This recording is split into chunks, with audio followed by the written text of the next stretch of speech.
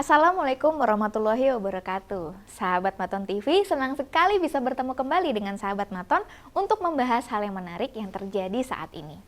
Sahabat Maton TV, sudah hampir 2 minggu lamanya sejak sebelum Idul Adha terdapat berita tentang pembubaran kajian khilafah oleh masyarakat Pasuruan.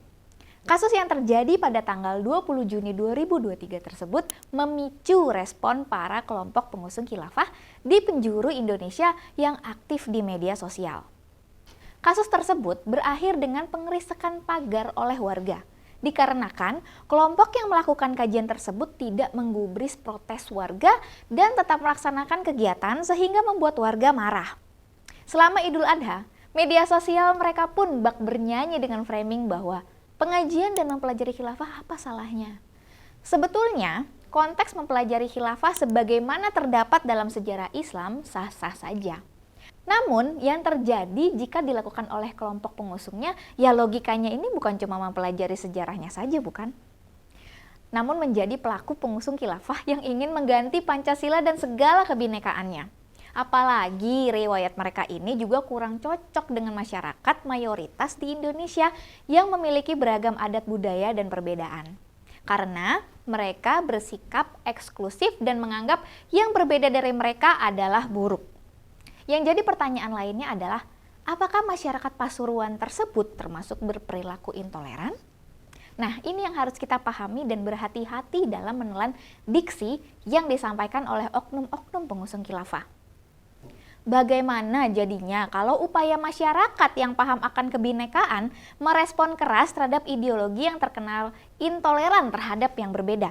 Jika kita balik kondisinya, kalau didiamkan bukankah berarti kita jelas melakukan pembiaran perilaku intoleran itu sendiri? Oknum-oknum tersebut juga menggunakan diksi hak kebebasan dalam beribadah sesuai keyakinan masing-masing, yang artinya mereka merujuk pada pasal yang ada dalam Undang-Undang Dasar Pemerintahan Demokrasi. Padahal kita semua tahu mereka sangat membenci, mengutuk, dan melawan demokrasi. Jadi ada inkonsistensi dalam pembelaan mereka. Bahkan pada tulisan-tulisannya merujuk pada pakar hukum, yang setelah ditelisik pakar hukum tersebut juga pengusung khilafah.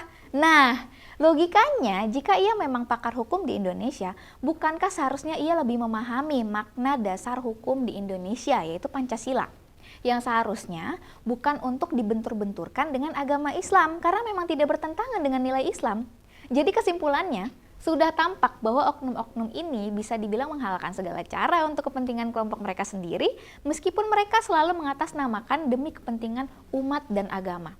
Karena juga terlihat mereka malah menggunakan demokrasi yang mereka musuhi agar dapat melakukan pembenaran. Dan juga sebagian dari mereka ujung-ujungnya juga terlibat dengan politik yang mereka benci seperti mengusung salah satu capres.